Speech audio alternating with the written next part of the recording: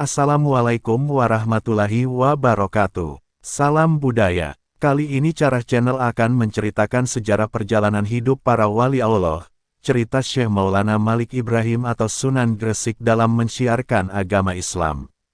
Nah sahabat budaya, langsung saja kita ikuti kisahnya.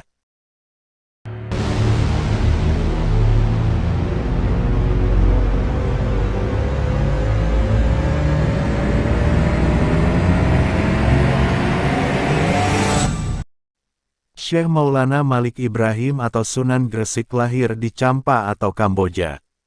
Untuk tanggal lahirnya tidak diketahui dengan jelas.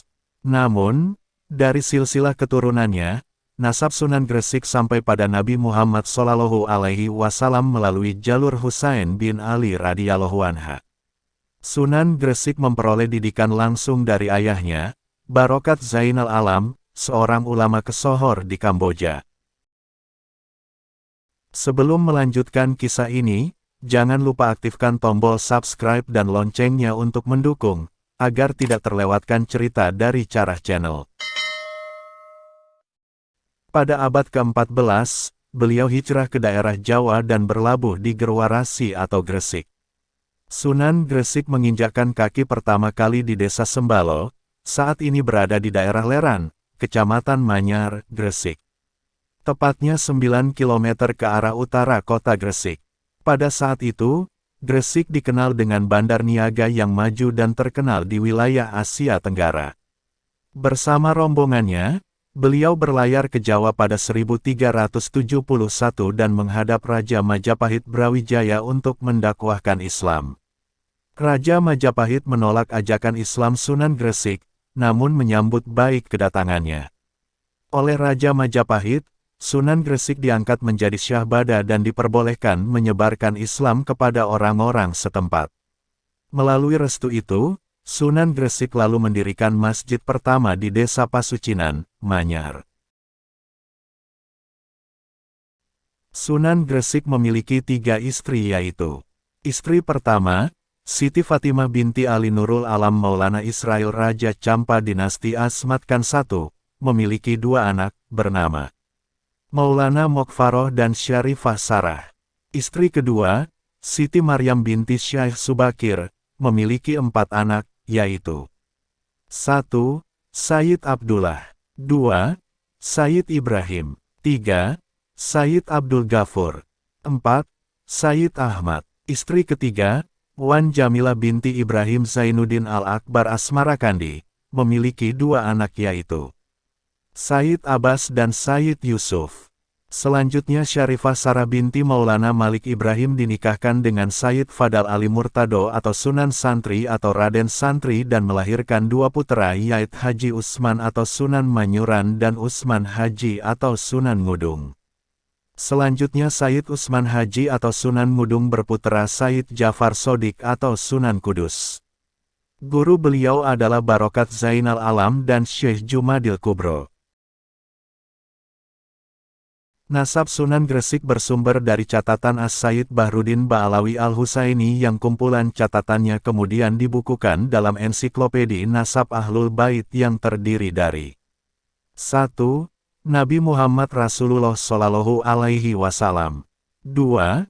Sayyidah Fatimah Az-Zahra Ali bin Abi Thalib, 3. Al-Imam Al-Husain, 4. Al-Imam Ali Zainal Abidin, 5.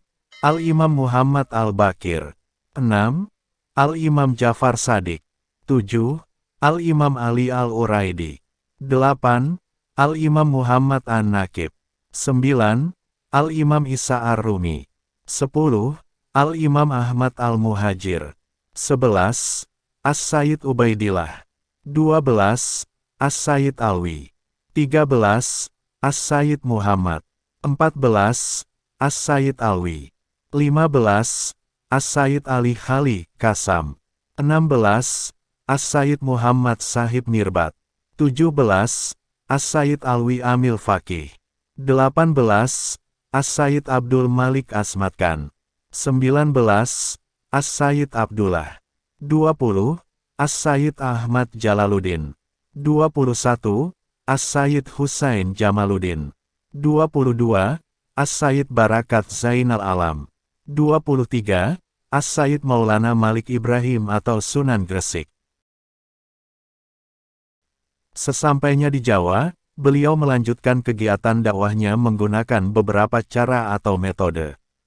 Dalam melakukan dakwahnya, beliau tidak pernah menggunakan kekerasan atau memaksa masyarakat, akan tetapi beliau dengan sabar mengenalkan Islam secara perlahan dan dengan kelembutan. Beliau juga berdagang berbagai macam kebutuhan pokok dengan harga murah dan mulai berinteraksi dengan masyarakat setempat. Melalui perdagangan, beliau bisa mendekati masyarakat dan sedikit demi sedikit mulai bisa mengenalkan ajaran Islam. Selain itu, beliau juga menawarkan diri untuk mengobati masyarakat yang sedang sakit dengan tidak memungut biaya alias gratis. Saat beliau masih di Campa, dikabarkan bahwa beliau pernah diundang ke salah satu kerajaan untuk mengobati seorang istri raja. Melalui inilah seorang Maulana Malik Ibrahim dapat dengan mudah mendapatkan hati dan simpati rakyat. Ulama Islam yang juga memiliki sebutan kakek bantal ini tidak berhenti hanya menggunakan metode perdagangan dan pengobatan. Namun, beliau juga memanfaatkan profesi masyarakat yang rata-rata adalah seorang petani dengan cara mengajarkan mereka bercocok tanam. Beliau mengenalkan terobosan dan teknik baru dalam bercocok tanam sehingga menghasilkan panen yang lebih banyak.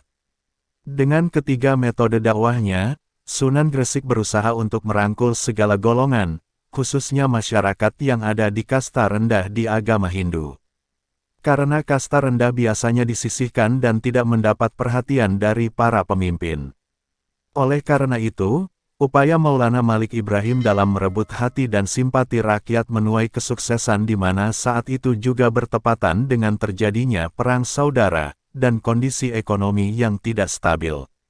Maka sempurnalah misi pertamanya, yaitu mencari tempat di hati masyarakat di sekitar, yang ketika itu tengah dilanda krisis ekonomi dan perang saudara. Pertama-tama yang dilakukan oleh Sunan Gresik adalah mendekati masyarakat melalui pergaulan dan berdagang. Budi bahasa yang ramah senantiasa diperlihatkannya di dalam pergaulan sehari-hari. Beliau tidak menentang secara tajam agama dan kepercayaan yang hidup dari penduduk asli, melainkan hanya memperlihatkan keindahan dan kebaikan yang dibawa oleh agama Islam. Berkat keramah tamahannya, banyak masyarakat yang tertarik masuk ke dalam agama Islam. Melalui berdagang beliau dapat berinteraksi dengan masyarakat banyak, selain itu raja dan para bangsawan dapat pula turut serta dalam kegiatan perdagangan tersebut sebagai pelaku jual-beli, pemilik kapal atau pemodal. Setelah cukup mapan di masyarakat, Sunan Gresik kemudian melakukan kunjungan ke ibu kota Majapahit di Trowulan. Raja Majapahit meskipun tidak masuk Islam tetapi menerimanya dengan baik, bahkan memberikannya sebidang tanah di pinggiran kota Gresik. Wilayah itulah yang sekarang dikenal dengan nama Desa Gapura. Seiring waktu, masyarakat Gresik semakin tertarik memeluk Islam karena sosok Sunan Gresik yang santun, dermawan dan toleran. Kondisi ini mendorongnya membangun Masjid Pesucinan, kini dikenal dengan Masjid Maulana Malik Ibrahim, terletak di Desa Leran, Kecamatan Manyar, wilayah pesisir utara Gresik. Masjid Pesucinan selain sebagai tempat ibadah digunakan juga sebagai tempat pembinaan mubalik, santri dan masyarakat. Bahkan, di tempat ini pula lahirnya pesantren pertama di Nusantara. Sunan Gresik tidak hanya mengajarkan agama tapi pengetahuan tentang teknik irigasi persawahan, dan tambak yang bertujuan memajukan ekonomi masyarakat pesisir di sekitar pantai utara Gresik. Pada saat mengembara di suatu tempat yang sangat amat panas dari kejauhan ia melihat kerumunan banyak orang. Orang-orang di situ mengelilingi panggung batu-batuan. Di atas batu-batuan itu terdapat seorang gadis berpakaian putih yang diapit oleh dua orang lelaki berbadan besar dan bengis. Dan memegangkan tangan sang gadis yang sembari meronta-ronta. Di situ juga ada seorang pendeta yang sedang membacakan mantranya. Si pendeta akan memulai upacaranya dengan memegang pisau. Di tengah-tengah upacara itu, Sunan Gresik datang menghampirinya. Ada tontonan apa ini tuan? Tanya Sunan. Lalu si pendeta menjawab upacara persembahan tuan. Dan kenapa gadis itu menjerit dan meronta-ronta? Dialah gadis yang sebentar lagi akan dibunuh untuk dipersembahkan kepada Dewa Hujan. Untuk apa? Agar mendatangkan hujan karena daerah kami sudah mengalami kemarau yang berkepanjangan, sehingga ladang kami tidak bisa menghasilkan panen. Sesaat lagi si pendeta akan menikamkan pisaunya ke tubuh sang gadis. Hei kalian, tunggu, jangan dibunuh gadis itu, ucap Sunan Gresik. Lalu Sunan Gresik memohon agar upacara ini diberhentikan akan tetapi kedua orang laki-laki berbadan besar langsung menyergap Sunan Gresik untuk ditangkapnya. Namun baru beberapa langkah saja kaki mereka berdua lumpuh tidak bisa bergerak. Maaf tuan-tuan semuanya, kami ingin membantu kalian, ucap Sunan Gresik. Lalu dibantah oleh si pendetanya, omong kosong. Kalian tidak mungkin dapat membantu kami. Kami memerlukan air hujan. Lalu Sunan Gresik berkata kepada orang-orang di sekitarnya, sudah berapa korban yang dibunuh, ini korban yang ketiga tuan, ucap orang-orang di situ. Apakah hujan sudah turun? Belum tuan, ucap orang-orang di situ. Apakah kalian ingin tetap hujan turun? Betul tuan, kami sangat membutuhkan air hujan, ucap orang-orang secara serempak. Baik, insya Allah Tuhan akan menolong kalian, ucap Sunan Gresik. Sunan Gresik bersama santrinya menghadap ke kiblat, melakukan salat sunnah istiqah atau memohon hujan 2 rakaat. Beberapa saat kemudian langit terlihat mendung lalu hujan turun dengan lebatnya. Orang-orang bersorak gembira, sudah lama sekali mereka menantikan kehadiran hujan deras seperti ini. Bapak-bapak ibu-ibu sekalian berhentilah bersorak-sorak dan menari. Tenanglah, mari kita bersama-sama mengucap syukur alhamdulillah, ucap Sunan Gresik. Lalu Sunan Gresik berkata, jangan berterima kasih dan menyembah-nyembah kepadaku, karena hujan yang turun ini adalah kehendak Allah. Lalu orang-orang tersebut diajarkannya mengucap 2 kalimat syahadat dan masuk agama Islam. Sunan Gresik bersama seorang muridnya singgah di sebuah rumah. Rumah itu milik saudagar kaya. Menurut desas-desus pemilik rumah itu amat kikir. Padahal si empunya rumah adalah orang berada yang memiliki berton-ton beras. Saudagar kaya tersebut menerima dengan ramah kunjungan Sunan Gresik.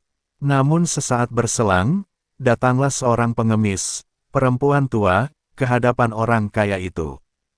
Tuan, saya lapar sekali, bolehkah saya minta sedikit beras? Ujar perempuan tua itu sambil melirik ke karung beras yang berada di halaman. Mana beras? Saya tidak punya beras. Karung-karung itu bukan beras, tapi pasir, ujar orang saudagar kaya itu. Pengemis tua itu tertunduk sedih. Dia pun beranjak pergi dengan langkah kecewa. Kejadian itu disaksikan langsung Sunan Gresik. Ternyata apa yang digunjingkan orang tentang muridnya ini benar adanya. Sunan Gresik bergumam dalam hati, dan beliau pun berdoa. Tiba-tiba ramah tamah antara murid dan guru itu terhenti dengan teriakan salah seorang pembantu orang kaya itu. Celaka tuan, celaka, saya tadi melihat beras kita sudah berubah jadi pasir. Saya periksa karung lain, isinya pasir juga, kata pembantu itu dengan suara bergetar melaporkan. Orang kaya itu terkejut, segera dia beranjak dari duduknya, dihampirinya beras-beras yang merupakan harta kekayaannya itu.